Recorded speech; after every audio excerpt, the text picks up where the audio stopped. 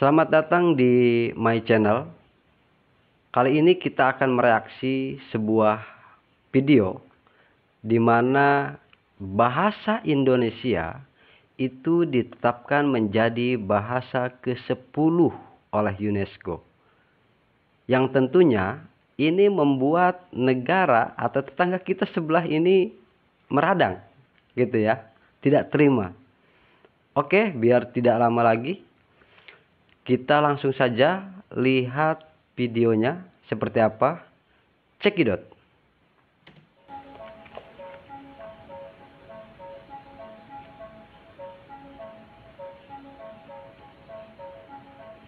Bahasa Melayu berpotensi besar diangkat sebagai salah satu bahasa dunia.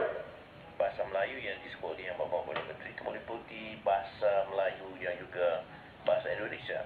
Kerana pada hakikatnya secara linguistik dan secara ilmiah bahawa bahasa Indonesia itu masih tetap bahagian berbahasa Melayu walaupun telah melalui sejarah perkembangan yang berlainan. Bahasa Indonesia as an official language of the General Conference contained in document 42C28. Hello Wanderers, dengan disahnya bahasa Indonesia sebagai bahasa resmi UNESCO. Jelas, ini membuat kerugian bagi Malaysia yang beberapa tahun ini mereka sedang berusaha untuk bahasa Melayu Malaysia mendunia, bahkan menjadi bahasa. Oke, baik. Yang kita ketahui, Malaysia lagi gencar-gencarnya menjadikan bahasa Melayu menjadi bahasa internasional, gitu ya. Karena mereka mengklaim Indonesia juga termasuk negara yang menggunakan bahasa Melayu, gitu ya. Padahal kita tahu negara Indonesia punya bahasa sendiri. Karena bagi kami bahasa Melayu adalah bahasa yang sebagian, gitu ya, atau bahasa yang ada di satu daerah tertentu di Indonesia. Bukan bahasa Indonesia itu adalah bahasa Melayu. Karena bahasa Melayu itu tersendiri, bahasa Indonesia itu tersendiri. Oke, baik, kita lanjutkan lagi. Kedua, ASEAN. Dengan adanya berita ini, pasti sebagian warga Malaysia tak terima dan mengeles dengan segala apapun. Dan sampai-sampai ada berita seperti ini, kalian bisa lihat. Selain itu, menurut warga Malaysia ini, mau tidak mau, Malaysia harus bekerja sama dengan Indonesia dan itu bakal menjadi keuntungan di kedua pihak menurutnya. Mari kita simak. Saya mencadangkan agar Datuk Seri Ibrahim dan YB Fahmi Fazil untuk segera menjalankan perbincangan dengan kerajaan Indonesia untuk menjadikan bahasa Malaysia Indonesia sebagai bahasa utama ASEAN serta pertubuhan dunia lainnya. Kenapa saya mohon dipertimbangkan cadangan ini? Dan kenapa saya fikir Kementerian Komunikasi perlu bersama dalam perkara ini? Kalau saya tidak setuju apa pendapat abang ini, jika nanti di ASEAN ini atau Malaysia meminta kerjasama menjadikan bahasa Melayu Malaysia dan Indonesia, saya tidak sependapat. Kenapa? Ketika bahasa Indonesia ini sudah diakui oleh UNESCO, harusnya secara otomatis ASEAN sendiri harus mengakui. Gitu. Bahasa ASEAN ini sekarang adalah Indonesia.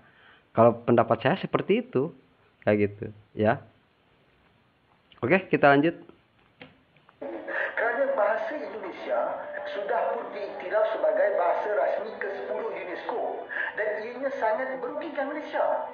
Sebelum ini, kerajaan Datuk Seri Ismail Sabri nak jadikan bahasa Melayu sebagai bahasa ASEAN, tapi ditentang keras Indonesia kerana sudah tentu mereka nak ada nama Indonesia di situ. Meskipun kita tahu akar kepada bahasa ini adalah bahasa Melayu, tapi disebabkan politik ianya ditolak.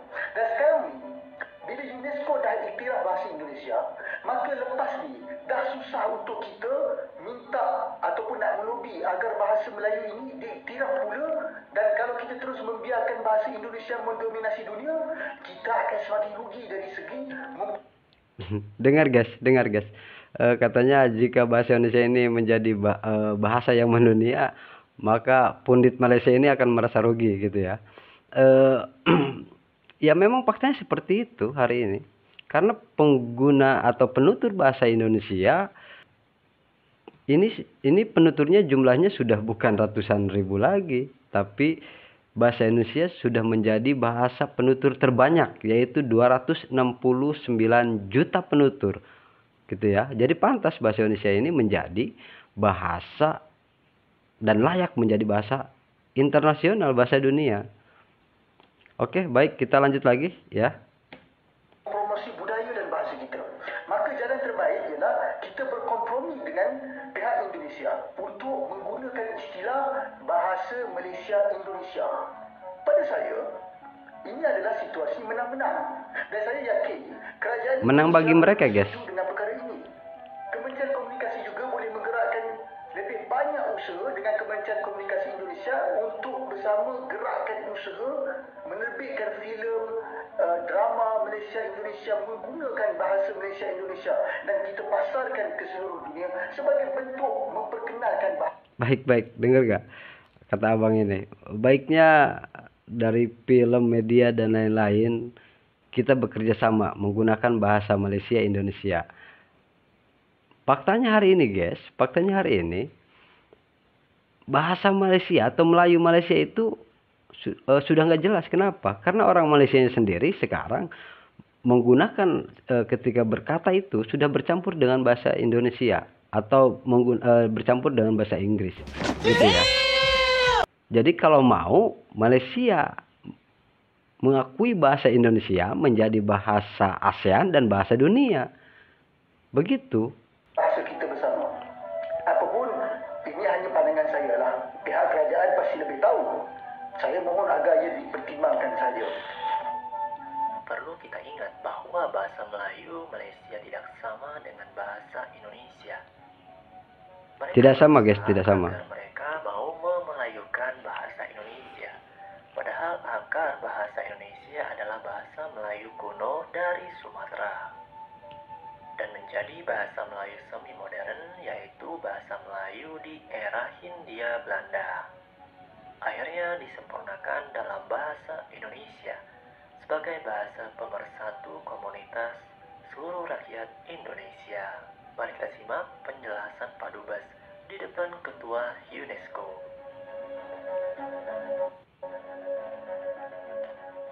Bahasa Indonesia has played a pivotal role since the pre-independence era, with its significance ingrained in the 1928 Youth Oath. This solemn pledge highlighted the language's indispensable role in fostering national unity amidst the rich tapestry of our linguistic diversity and our struggle for independence. Designated as official language in 1945, it acts as a bridge language, seamlessly facilitating inter-ethnic communication among 1,340 different ethnic groups and 718 local languages that spread across our archipelago of more than 17,500 islands.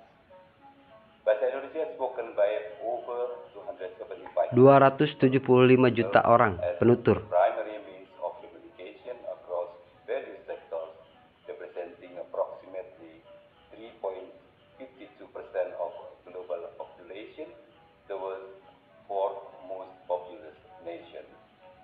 Beyond our borders, Bahasa Indonesia is part of education program in 52 countries, supporting around 150,000 active foreign learners. Nah, jadi mereka juga harus tahu ya, tetangga kita tuh yang selalu nyinyir tentang Indonesia, mereka juga harus tahu kalau bahasa Indonesia sekarang sudah bukan hanya bahasa yang dipelajari di negara sendiri, ya, tapi bahasa Indonesia ini kenapa pantas menjadi bahasa dunia? Karena sudah dipelajari di berbagai sekolah di seluruh dunia, kayak gitu, ya. Oke, kita lanjut. Madam President, Madam Dato' General Excellencies, ladies and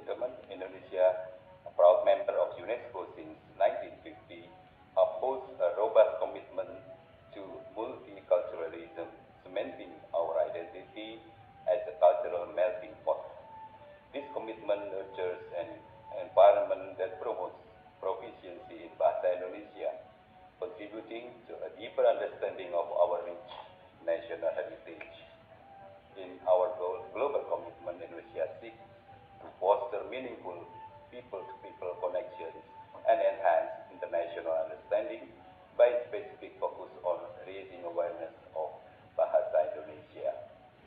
Indonesia's global leadership began by hosting the first International Asian African Conference in Bandung in 1965. This historic event played a significant role in the decolonization process, where the Asian and African leaders committed to principles of world peace, cooperation, freedom from colonialism and imperialism, equitable global governance, and global justice. The gathering marked a pivotal movement in developing nations' history, leading to the establishment of the non-aligned movement and the conceptualization of the South. Madam President, as we consider the prospect of Bahasa Indonesia being acknowledged as the official language of the General Conference of UNESCO, we envision a future marked by equitable information dissemination, inclusivity, and a deeper understanding and appreciation of our language and literature. Such acknowledgement, ladies and gentlemen, would not only fortify collaboration within UNESCO, but also underscore our steadfast commitment to advancing global culture, peace, and harmony, and pursuing sustainable development. I thank you, Madam President.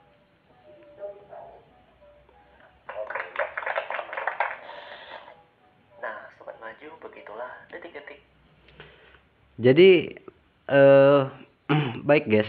Jadi kenapa bahasa Indonesia ini menjadi bukan hanya sekedar bahasa, ini menjadi jadi identitas bangsa ya. Ini menjadi identitas bangsa, yaitu bangsa Indonesia. Kenapa? Kami punya sejarah. Ya, 28 Oktober itu menjadi sejarah. Menjadikan bahasa Indonesia menjadi bahasa nasional, bahasa nomor 1. Itu yang mereka tidak tahu. Ya. Oke, mungkin cukup sekian reaksi dari saya. Jangan lupa like, share, and subscribe. Terima kasih.